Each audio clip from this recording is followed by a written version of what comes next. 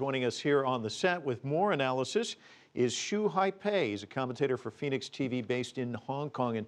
And I think you want to actually widen the discussion because what we're looking at here may be just the tipping point. There are a lot of disputes in this region, and could be kind of a flashpoint, couldn't it, the South China Sea? Absolutely.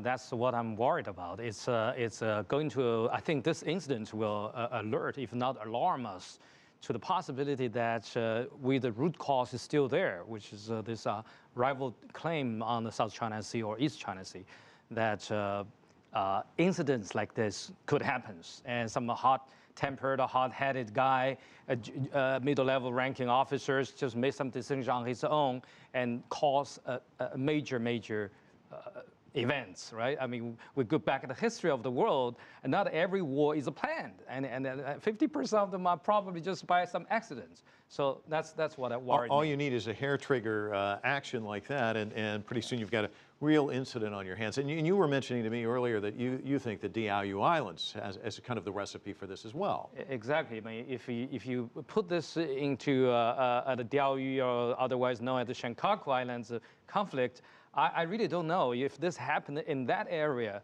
between Chinese and Japanese. This thing is not going to end like this between Taiwan and Philippines.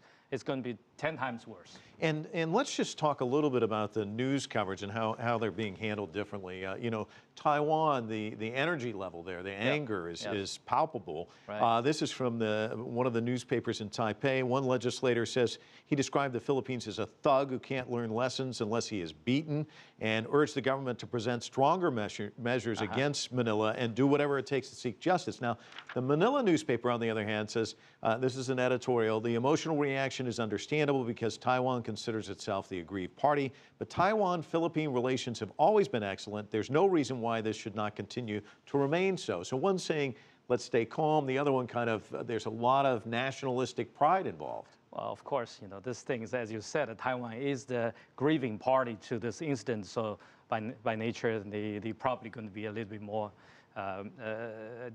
emotional on that. But I also think there's a certain kind of politics getting, you know, you have a Taiwan president being viewed as somewhat weak, especially on foreign policy things. So all of a sudden, you have this event, you cannot afford to be less than, you know, pretty gung-ho on that. So I think those things play that role too. How do you think this thing's going to shake out? It looks like it's promising that with this apology today, it just came out like 2 hours ago. I think, I personally think that would be very much it. I think we can down-escalate from that point, the high point of yesterday, the street protest to, you know, Taiwan has a face-saving apology from Philippines, and maybe we'll follow up, wrapping up with some investigation, quote unquote. But as you mentioned, this region, there's Taiwan, there's Vietnam, Malaysia, Japan, Brunei, China, all have competing interests, and that's not likely to go away anytime soon, I guess. I guess not. All right. Yeah. Xue Haipei, it's always a delight to have you on the broadcast. Thank you so much for stopping by. Thank you, Mike.